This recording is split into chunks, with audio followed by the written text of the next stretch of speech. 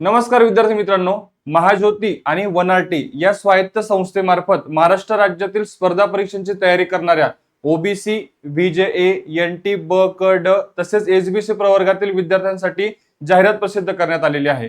विविध स्पर्धा परीक्षा पूर्व परीक्षांसाठी तुम्ही या ठिकाणी अर्ज करू शकतात। आता अर्ज सुरू झालेले आहेत विद्यार्थी मित्रांनो। 23 ऑगस्ट 2026 अर्ज करण्याची शेवटची तारीख असणार आहे। आता नेमका फॉर्म कसा भरायचा या संबंधीची संपूर्ण सविस्तर माहिती आपण स्टेप बाय स्टेप प्रोसेस या व्हिडिओच्या माध्यमातून जाणून घेणार आहोत। व्हिडिओ अतिशय महत्त्वाचा आहे, त्यामुळे शेवटपर्यंत नक्की बघा। विद्यार्थी मित्रांनो, आता फॉर्म भरताना कुठलीही चुका होऊ नयेत म्हणून आपण हा अतिशय स्टेप बाय स्टेप व्यवस्थितपणे आपण हा व्हिडिओ बघणार आहोत। आता सुरुवातीला बघा, फॉर्म भरत असताना तुम्हाला फॉर्म भरण्यासाठीची जी काही लिंक आहे, आता महाज्योतीची जी लिंक आहे ऑफिशियल, या लिंक वरती तुम्ही गेल्यानंतर तुम्हाला बघा इथे खाली नोटीस बोर्ड या सेक्शनवर तुम्हाला क्लिक करायचंय। या सेक्शनवर क्लिक केल्यानंतर खाली बघा इथे आल्यानंतर इथे आता तुम्हाला इथे दिसून येईल बघा, application for competitive training programme 2026-27 training साठी, आणि इथे क्लिक हिअरचा ऑप्शन आहे, इथे तुम्हाला क्लिक करायचंय। क्लिक केल्यावरती तुम्हाला बघा इथे परिपत्रक, ओके, परिपत्रक या संबंधीचं तुम्हाला इथे क्लिक केल्यावरती परिपत्रक दिसेल आणि तुम्हाला त्याच्याच खाली रजिस्ट्रेशनची लिंक दिलेली आहे। मग रजिस्ट्रेशन लिंक वर क्लिक केल्यानंतर बघा तुम्हाला इथून साधारणतः तुम्हाला या ठिकाणी आता अर्ज तुम्ही करायला सुरुवात होईल तुमची। आता बघा आपण ग्राफिकच्या माध्यमातून बघूया। बघा आता तुम्ही इथे आहात, आता या ठिकाणी तुम्ही रजिस्ट्रेशन लिंक जी आहे यावर तुम्हाला क्लिक करायचंय। एक मिनिट बघा, आता तुम्ही समजा या ठिकाणी रजिस्ट्रेशन वरती लिंक वरती क्लिक केलं, बरोबर। आता रजिस्ट्रेशन लिंक वरती क्लिक केल्यानंतर तुम्हाला साधारणतः अशा पद्धतीची विंडो ओपन होईल। आता इथे लक्षात घ्या विद्यार्थी मित्रांनो, इथे तुम्ही डायरेक्ट तुमचा मोबाईल नंबर टाकला आणि जनरेट ओटीपी तुम्ही करायला गेलात, बरोबर, तर ते होत नाहीये, म्हणजे तुमचं अकाउंट रजिस्टर नाहीये असं तुम्हाला एक मेसेज येतो रेड कलर मध्ये टेक्स्ट मध्ये। ओके, तुम्हाला काय करायचंय, खाली बघा register and create a new account वरती तुम्हाला क्लिक करायचंय, लक्षात घ्या। ओके, यावरती तुम्ही क्लिक केल्यानंतर तुम्हाला त्या ठिकाणी रजिस्ट्रेशनची संपूर्ण प्रोसेसचा फॉर्म तुमच्या समोर ओपन होतो। ओके, मग इथे तुम्हाला काय करायचं बघा, बेसिक इन्फॉर्मेशन आहे बघा, जनरल डिटेल्स, तुम्हाला इथे तुमचं स्वतःचं नाव टाकायचंय। नाव टाकत असताना शक्यतोवर 10वीचं तुमचं जे मार्कशीट आहे त्या मार्कशीटवर जे नाव आहे त्या पद्धतीने तुम्हाला नाव टाकायचंय, बरोबर। तुमचा फर्स्ट नेम, त्यानंतर इथे मिडल नेम आणि लास्ट नेम, ओके, हे टाकल्यानंतर तुम्हाला तुमचं जेंडर सिलेक्ट करायचंय, मेल फिमेल जे काही असेल ते। त्यानंतर डेट ऑफ बर्थ, तुमची जन्मतारीख तुम्हाला इथे सिलेक्ट करायची, ओके, जन्मतारीख टाकायची। त्याच्यानंतर बघा ऑर्फन, तुम्ही ऑर्फन आहात का, अनाथ आहात का, यस असेल यस करा, नो असेल नो करा। त्याच्यानंतर बघा त्याच्याच खाली are you a person with disabilities, म्हणजे तुम्ही दिव्यांग आहात का, तुम्हाला प्रश्न विचारला जातो, यस असेल यस करा, नो असेल नो करा। त्याच्यानंतर बघा सोशल कॅटेगरी, ओके, तुम्हाला इथे कास्ट विचारलेली आहे, लक्षात घ्या। मग तुम्ही जे काही ओबीसी प्रवर्गातून असेल किंवा इतर विजे ए असेल किंवा एनटी ब क ड कुठल्या कॅटेगरी मधून असाल ते तुम्हाला इथे ड्रॉप डाऊन मेन्यू मधून सिलेक्ट करायचंय। ओके, आता इथे तुम्हाला जर पुढे तुम्ही अनाथ आणि तुम्ही दिव्यांग ह्या कॅटेगरीवरती येस केलं तर तुम्हाला ही पुढची इन्फॉर्मेशन विचारली जाते, अन्यथा ती लॉक असते। ओके, आता त्याच्यानंतर बघा तुम्हाला इथे कॅटेगरी सिलेक्ट केल्यानंतर तुम्हाला सब कास्ट पण सिलेक्ट करायची। इथे तुम्हाला एक ड्रॉप डाऊन मेन्यू होतो, त्या मेन्यू मध्ये विविध तुम्हाला कास्ट दिसतील, ते जे काही कास्ट असेल तुमची सब कास्ट ती तुम्हाला इथे सिलेक्ट करायची। ओके, हे कास्ट सिलेक्ट केल्यानंतर पुढे बघा, आता उदाहरणार्थ ही आपण मागच्या विंडो मध्ये बघितलं। त्याच्यानंतर तुम्हाला इन्कम जो काही आहे तुमचा, ओके, म्हणजे नॉन क्रिमिलियर तुमच्याकडे आहे का, तुम्हाला इथे ते नॉन क्रिमिलियर सिलेक्ट करायचंय। त्याच्यानंतर तुमचा व्यवस्थित आधार क्रमांक इथे टाकायचा आहे, आधार नंबर टाकायचा आहे।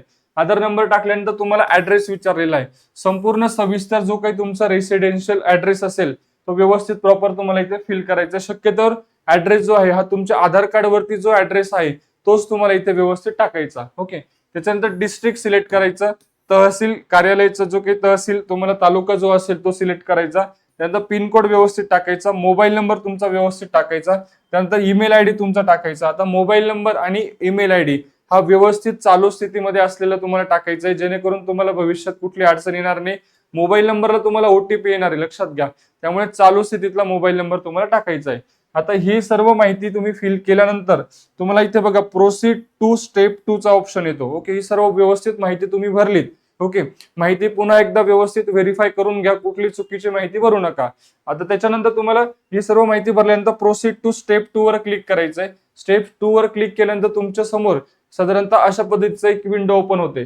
आता याच्यामध्ये तुम्हाला जनरल डिटेल्स मध्ये तुम्ही जी काही माहिती भरलेली ती ऑटोमॅटिक तुम्हाला फिल करून ह्या पेज वरती दिसते, लक्षात घ्या। ओके, त्याच्यानंतर पुढे बघा त्याच्याच खाली आलात ना तुम्ही, तुम्हाला इथे रिक्वायर्ड डॉक्युमेंट्स तुम्हाला या ठिकाणी अपलोड करायचे आहेत मित्रांनो, लक्षात घ्या. आता डॉक्युमेंट बाबतीत बघा, व्यवस्थित एकदम काळजीपूर्वक बघा. तुम्हाला डॉक्युमेंट कोणकोणते लागणार आहे? सुरुवातीला तुम्हाला तुमचा फोटो लागणार आहे, जेपीजी फॉर्मॅटमध्ये लागेल तुम्हाला, आणि 200 केबीच्या तुम्हाला आत लागणार आहे फोटो, लक्षात घ्या. मग आता इथे बघा, चूज फाईल, इथून तुम्हाला फाईल सिलेक्ट करायची, तुम्ही तुमचा फोटो सिलेक्ट करायचा आणि इथे अपलोड इमेज वरती क्लिक करायचं. अपलोड इमेज वर क्लिक केलं की ऑटोमॅटिक तुमचा फोटो तुम्हाला या ठिकाणी शो होणार आहे. ओके, सेम तुम्हाला तुमची सिग्नेचर जेपीजी फॉर्मॅटमध्ये लेस दॅन 200 KB पर्यंत तुम्ही सिग्नेचर अपलोड करू शकता. फाईल चूज करा, अपलोड इमेज वर क्लिक करा, तुम्हाला तुमची सिग्नेचर या ठिकाणी शो होईल. ओके, त्याच्यानंतर बघा तुमचं आधार कार्ड तुम्हाला 200 केबीच्या आत आधार कार्ड तुम्हाला सिलेक्ट करायचंय, अपलोड इमेज करायची, तुमचं आधार कार्ड तुम्हाला या ठिकाणी शो होणार आहे. ओके, त्याच्यानंतर पुढे बघा, तुम्हाला अजून आधार कार्ड तुमचं अपलोड केल्यानंतर तुम्हाला कास्ट सर्टिफिकेट, लक्षात घ्या, कास्ट सर्टिफिकेट तुम्हाला या ठिकाणी अपलोड करायचंय. मग तुम्हाला कास्ट सर्टिफिकेट अपलोड केल्यावर तुम्हाला ते इथे शो होईल.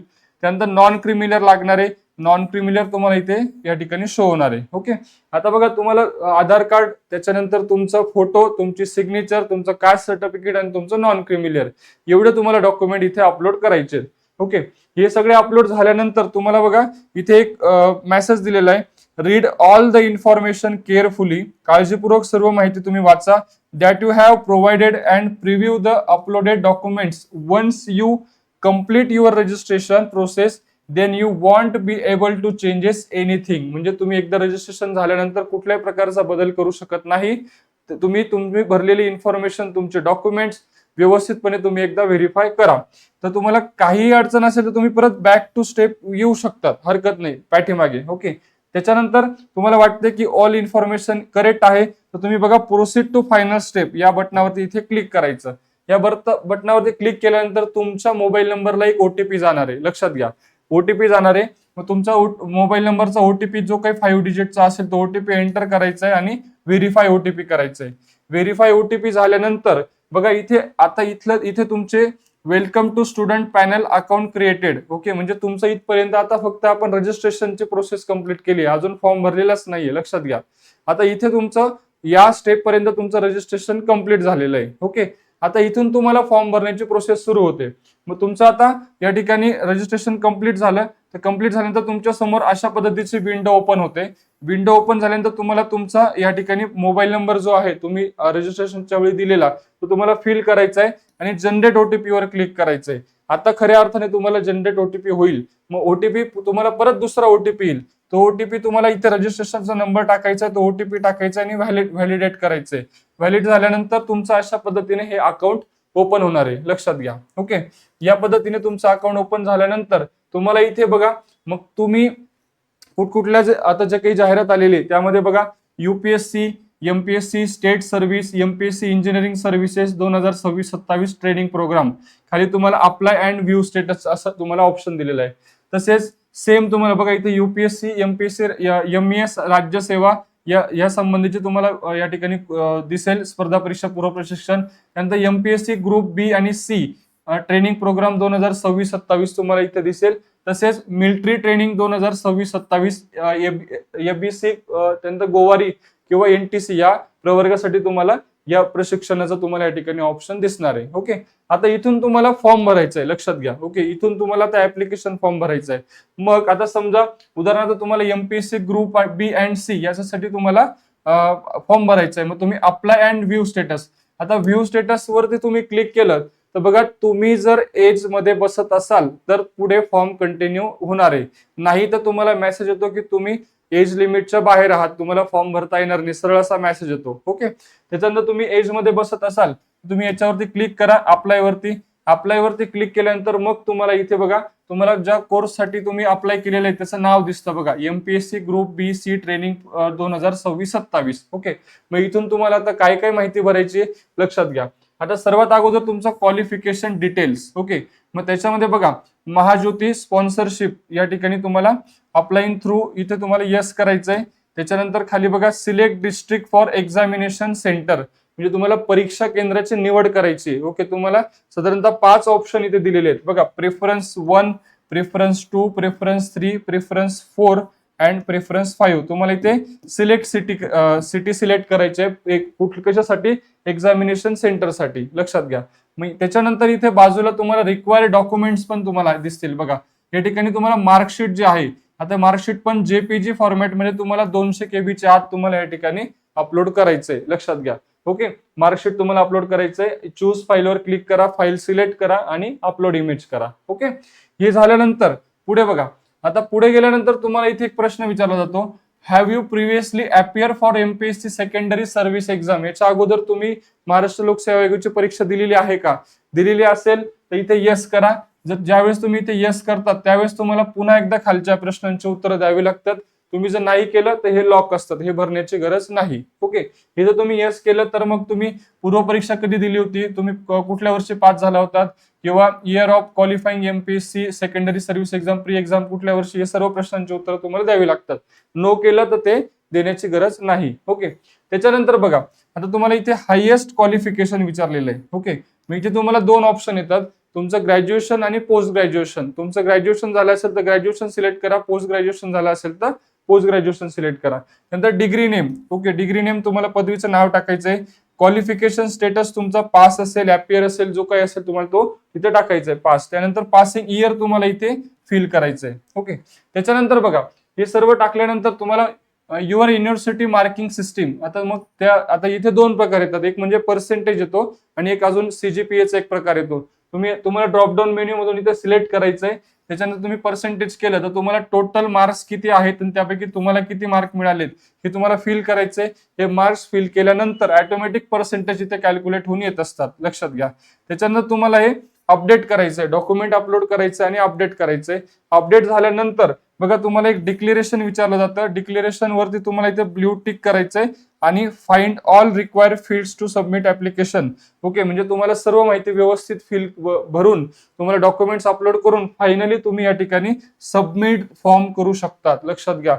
मी ते सबमिट फॉर्म केल्यानंतर तुमचा फॉर्म हा सबमिट होणार आहे. ओके, तर अशा पद्धतीने तुम्ही स्टेप बाय स्टेप प्रोसेस प्रमाणे तुम्ही फॉर्म भरू शकता. विद्यार्थी मित्रांनो, कुठल्याही प्रकारची काही अडचण असेल तर नक्की तुम्ही कमेंट बॉक्समध्ये विचारा. त्या संबंधीचा मी पुढच्या व्हिडिओच्या माध्यमातून तुमच्यासाठी नक्कीच माहितीपूर्ण व्हिडिओ घेऊन येईल. या आणि अशाच माहितीपूर्ण व्हिडिओसाठी चॅनलला नक्की सबस्क्राईब करा. व्हिडिओ आवडला असेल तर लाईक करून आपल्या जास्तीत जास्त मित्रांना नक्की शेअर करा. भेटूया अशाच माहितीपूर्ण व्हिडिओ सोबत पुढच्या व्हिडिओमध्ये. तोपर्यंत धन्यवाद.